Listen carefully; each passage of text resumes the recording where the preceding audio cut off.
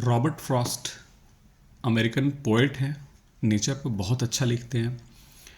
उनकी एक poem the vantage point पढ़ते हैं हम लोग और डिस्कस करते हैं। वांटेज पॉइंट का मतलब है एक ऐसी लोकेशन जहाँ से आपको सामने का नज़ारा बहुत ही अच्छा दिखाई देता है।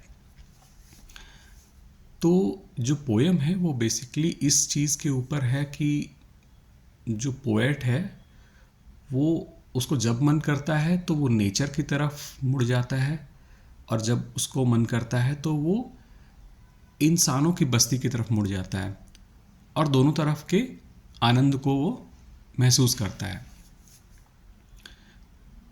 तो पहली चीज़ है कि वो कहते हैं कि if I am tired of trees I seek again Mankind. जब मैं पेड़ों से थक जाता हूँ तो मैं इंसानों को देखने लगता हूँ।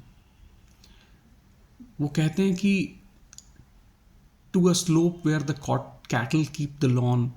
There, amid the lolling juniper reclined, myself unseen I see in the white defined, far off homes of men, and farther still the graves of men on an opposing hill, living or dead, whichever are to my mind.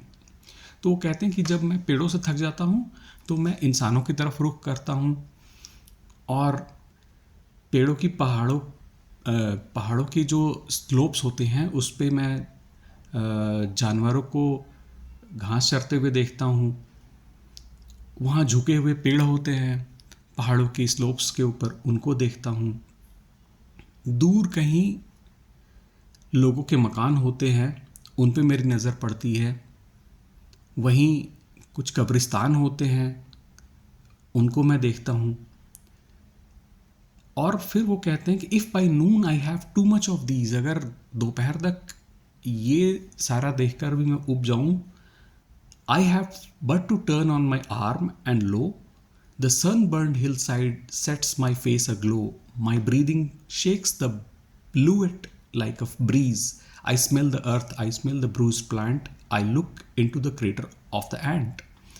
तो जब इंसानों को देखते हुए थक से जाते हैं तो वो एक तरफ मुड़ते हैं और वो देखते हैं कि दूसरी तरफ पहाड़ पे खूब सारी धूप निकली हुई है, और उनकी जो सांस है वो कुम्हलाए हुए से एक फूल को हिलाती डुलाती है। वो मिट्टी की सुगंध को महसूस करते हैं, और वो किसी चींटी के द्वारा उसके बनाए हुए एक खड्डे को भी देखते हैं, उसके घर को भी देखते हैं।